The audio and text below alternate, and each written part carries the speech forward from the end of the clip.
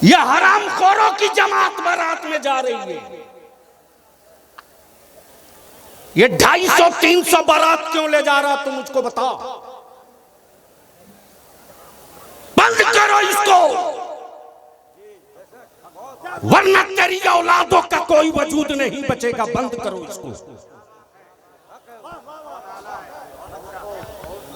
Phone आता है 2:30 बजे के बाद। हलीम भाई 2:30 बजे के बाद फोन आता है कि जिस साहब ने फोन किया उस वक्त मैं फोन नहीं उठा सका। उसको बैठा लो जल्दी से। 1 मिनट नहीं लेगा, स्टेज माइक से हट जाऊंगा। 1 मिनट नहीं लेगा। जब तेरा बलियाबी खड़ा होता है ना तो मुल्क सुनता है, मुल्क। और तेरे बलियाबी के दोस्तों से ज्यादा दुश्मन सुनते हैं। जब करबला के नाम से लोगों को इतना डर है तो करबला वाले निकल जाएंगे तो जमाना क्या करेगा।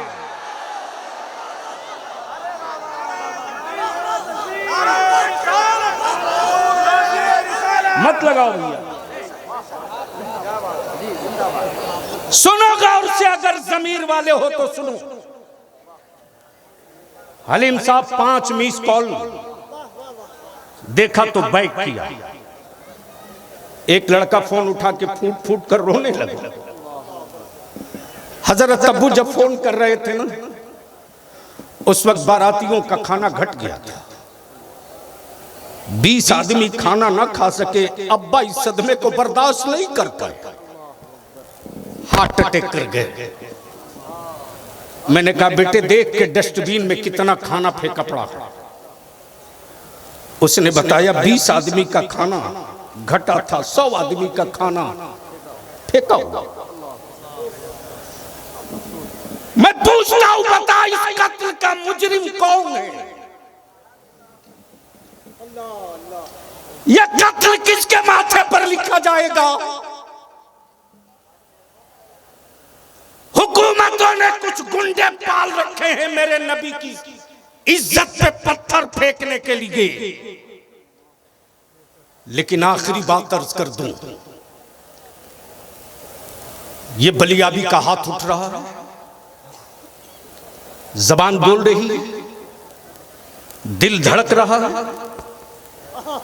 आंखें देख रही हैं। जिस्म का हर हिस्सा हो, हाथ भी हो, सर भी हो, दिल भी हो, दिमाग भी हो, सब हो, रूह ना हो तो बता क्या जिस्म काम करेगा? जोर से बोलो, जोर से बोल। जिस्म काम करेगा। जिस तरह रूह के बगैर जिस्म किसी काम का नहीं, फर्ज हो, वाजिब हो, तवाफे काबा हो, सुन्नतें हो, सब हो, लेकिन दिल में नबी का एहतराम ना हो तो जिस तरह रूह के बगैर जिस्म बेकार है, उसी तरह रसूल के बगैर सारी ये बात बेकार।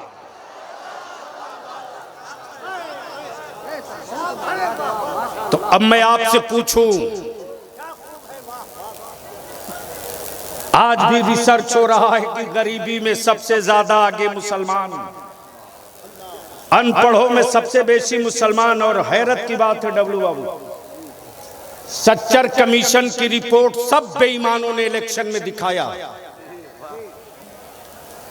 सबने दिखाया, लेकिन वोट लेने के बाद कभी ये नहीं सोचा कि आखिर ये गरीबी दूर कैसे होगी, मुसलमानों के बच्चे पढ़ेंगे कैसे। इसके लिए हम आपसे विनती करके कहेंगे, हाथ जोड़ के कहेंगे, जितने गांव से आए हो, और अब तो तहरीक चल पड़ी है, इदारे शरिया की बारातें वापस लौटाना शुरू कर दिया मेरे जवानों ने। अभी 16 बारात वापस लौटाया है मेरे जवानों ने। डीजे बाजा नाच गाना पटाखे के साथ बारात आ रही थी। जमुई में जवान खड़े हो गए चट्टान की तरह। कि अब मेरे गांव में कोई बाजा बजा कर बारात नहीं आएगी, मुस्तफा की नात पढ़ते बारात आएगी, बाजा नहीं। ये तहरीक चल पड़ी है इदारे शरिया की। हम आपसे विनती करके कहेंगे, मत 3 टाइम खाओ, 2 टाइम खाओ, मत अच्छा मकान बनाओ, टूटी खाट पे सोवो, बंद करो बेटों को कीमती मोबाइल दिलाना। इस मोबाइल के डब्बे ने मेरे घर की बेटियों की इज्जत हल्की कर दी। किसी बाप की औकात है जो अपने बेटा या बेटी का मोबाइल चेक कर ले? आवारगी के किस राह पे बेटों को डाल रहे हो? बंद करो इसको। निकाह को सस्ता करो और उसी पैसे को बचाकर अपनी औलादों को पढ़ाओ। इसका असर तुझको 2-4 साल में नहीं दिखेगा, इसलिए कि पेड़ लगने के बाद फल का इंतजार करना पड़ता है और उसी पेड़ से फल निकलता है जिसे आदमी लगावे। बंदरों के लगाए हुए पेड़ों से कभी फल नहीं निकलता, इसलिए कि बंदर अगर पेड़ लगा दिया सुबह तो शाम तक 20 मरतबा उखाड़ के देखता है,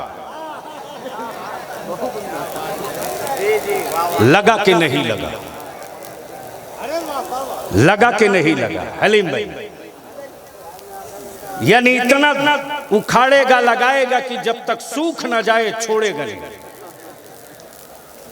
इसलिए मैं आपसे विनती करके कहूंगा, उलमा की तकरीरें सुनना, शोहरा की नात सुनना, लेकिन ये मैसेज और पैगाम लेकर जाओ।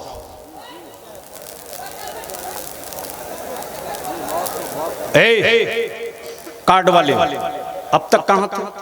तुम बैठ के सुन सकते हो तो सुनो।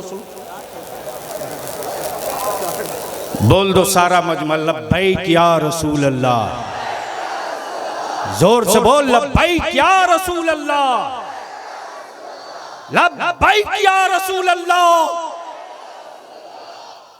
तो मैं आपसे पूछ लूं, देख लूं, अभी आप बोलते ज़ैनुल आबिदीन पढ़ रहे थे और लोग भी पढ़ेंगे तो उछल रहे थे। मैं भी थोड़ा थर्मामीटर लगा के देख लूं कि जिंदगी है या मरी लाशें इकट्ठा है। बोलो, जहेज बंद होना चाहिए कि नहीं बंद होना चाहिए? क्या उलमा इकराम चाहते हैं? लेंगे?